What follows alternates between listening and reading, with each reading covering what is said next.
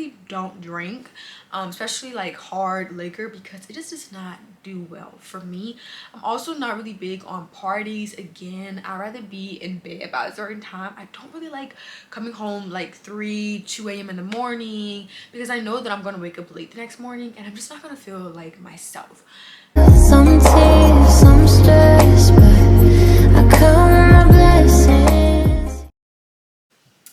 Hi everyone, and welcome back or to my channel. If you're new here, my name is Ashley and I love making videos like this one, but I also make videos regarding fashion content, traveling, weekly vlogs, etc. So if that sounds like something you're interested in, I hope that you subscribe, become part of the fam, but also stay tuned for today's video. So without further ado, let's just get right into it. How to build healthy and safe friendships.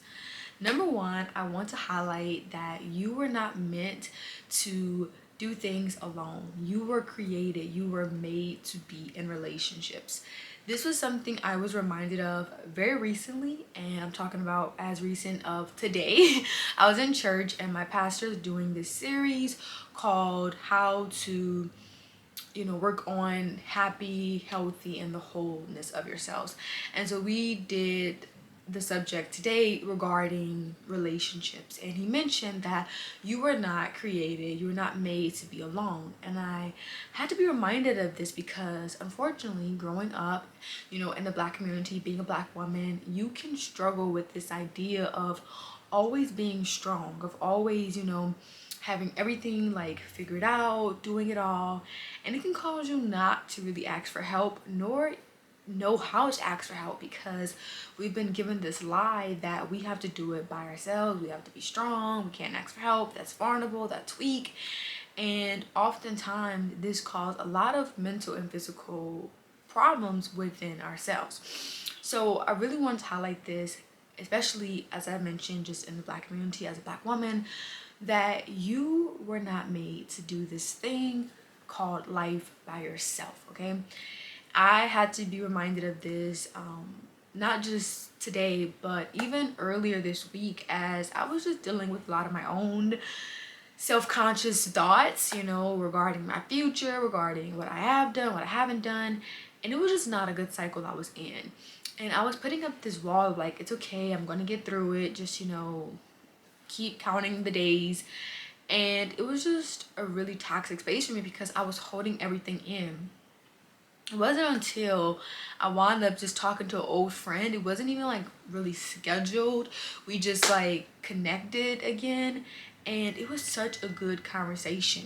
It brought me back to understanding like, wow, like there are good people that you have in your corner, in your space, even if you haven't talked to them in a while, and you can laugh with and you can be your true self. You don't have to hold everything in out of fear that, oh, I don't want to be judged, or I don't want to be looked less than.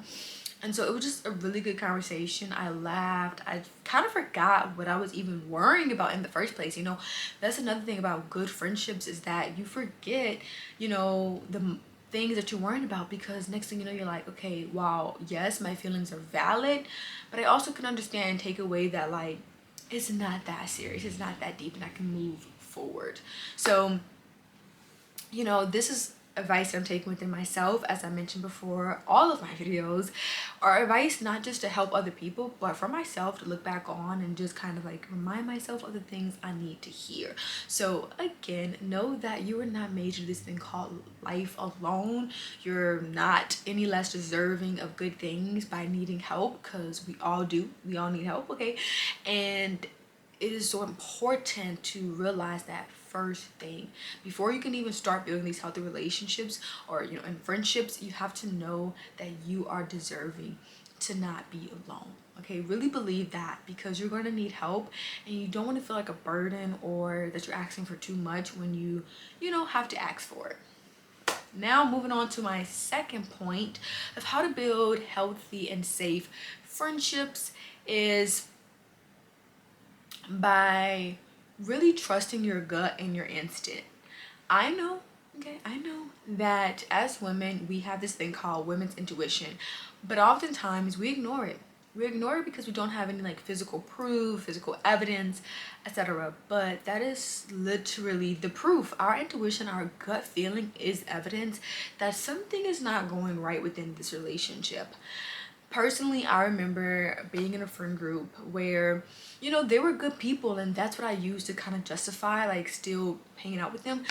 But a lot of the interactions I had, I left away feeling, you know, very energy drained, just like not myself. I'm not a big drinker. It just does not do good for my body. Like literally my stomach starts cramping. I have like these really bad headaches the next morning. I just feel really like not my best when I wake up.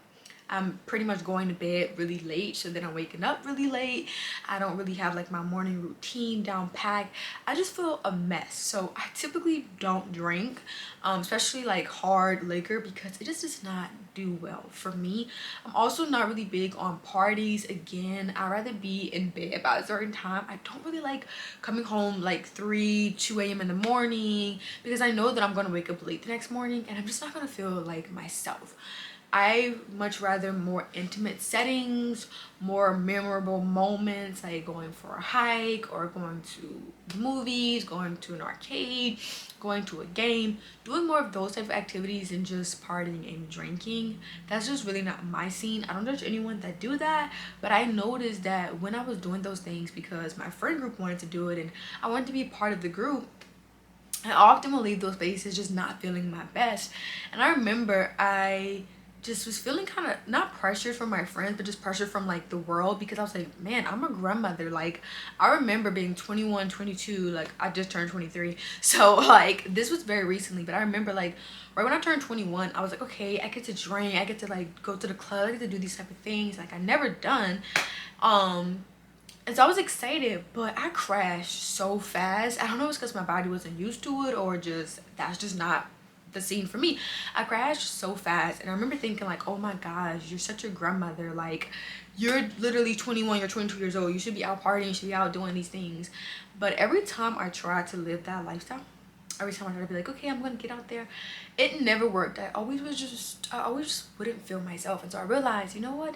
Those are not the spaces for me, and that's okay. That's okay to say like this isn't serving me, so I'm gonna walk away.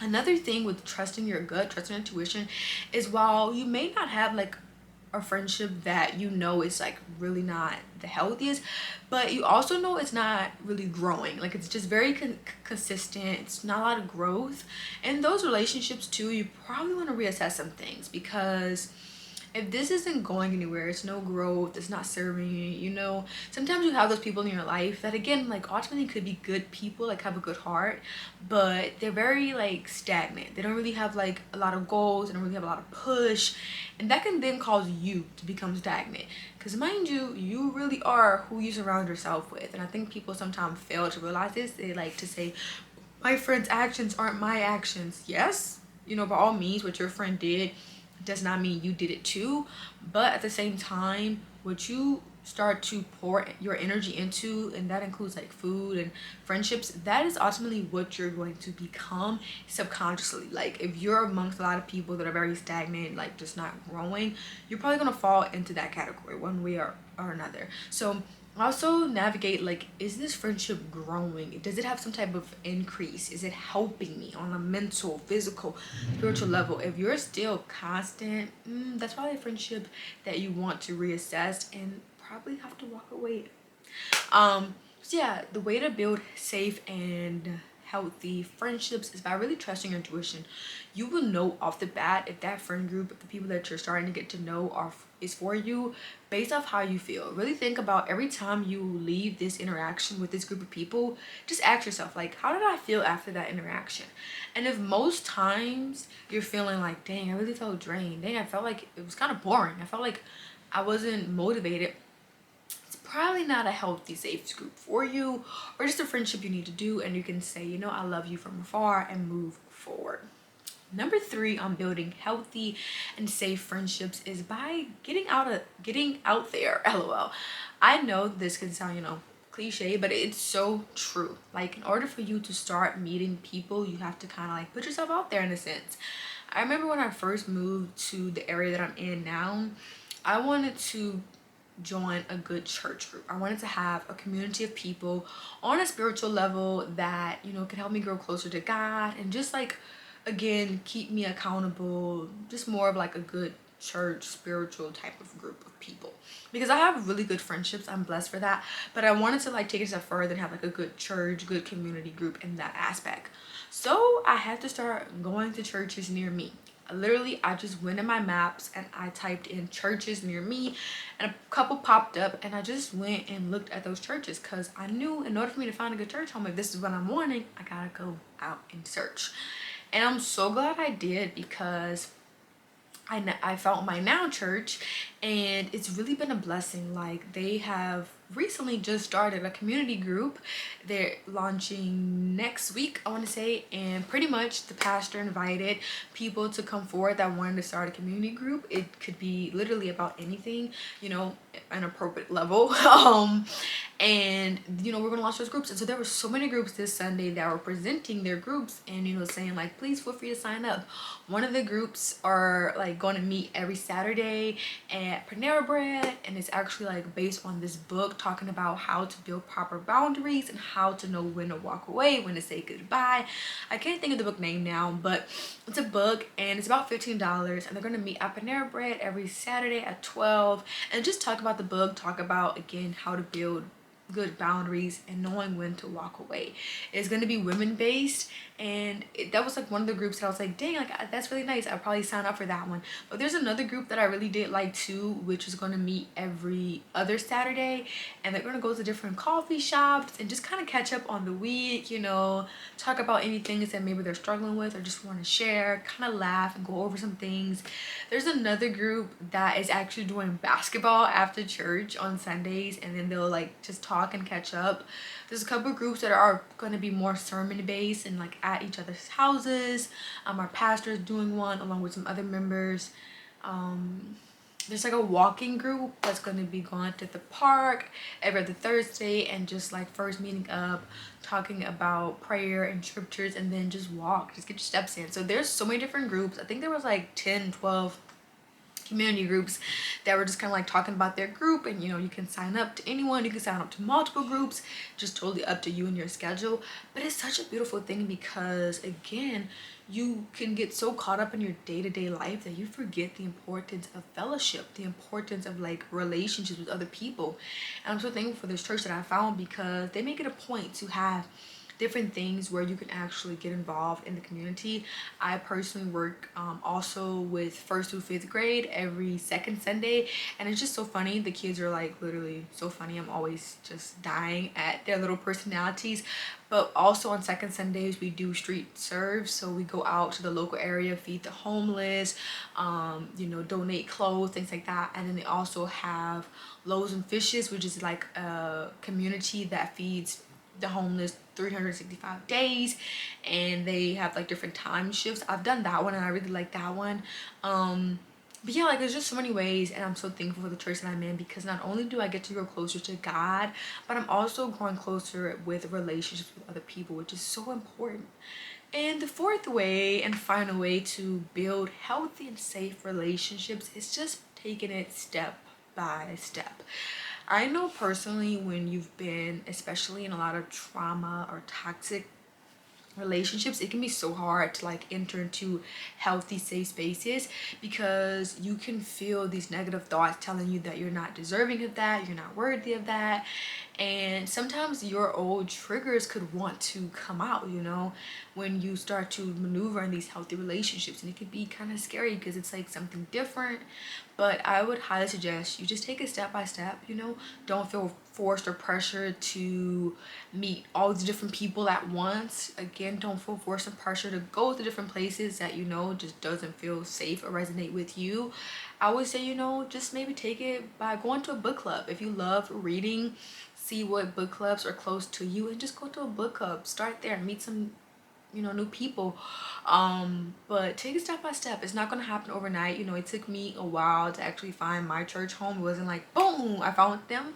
And even the first time I went to my church that I have now, I was like, I'm not really sure. Like even the first time I was like, I gotta give it a second chance. So, you know, be gentle with yourself. Like, it's going to take time to build communities, but it is going to happen. And the more that you trust that it is out there for you, the more that it is going to come in line with you. So those are some things I wanted to share on building safe and healthy relationships. Again, like, just start and know that it is going to take time. It may not take a long time for some people, and that's totally fine. But for the people that it does take a little bit, be patient with yourself. Know that they are out there. There are good communities out there for you. Friendships that are going to prioritize you mentally and physically, and you deserve that. So walk away from the ones that don't serve you and open up space for the ones that will. They are going to come. In the meantime, as you wait and also get yourself out there, continue to love yourself. Continue to show up for yourself. Know that if no one has told you, I'm here to tell you that I am proud of you. You are doing enough. You are exactly where you're meant to be. And that is all for this week's video. I hope that that made sense and resonated with at least one person. Feel free to comment and like today's video. Also subscribe if you have not. It's free. Come on. I'm waiting. LOL. But yeah, subscribe, become part of the family. And until next time.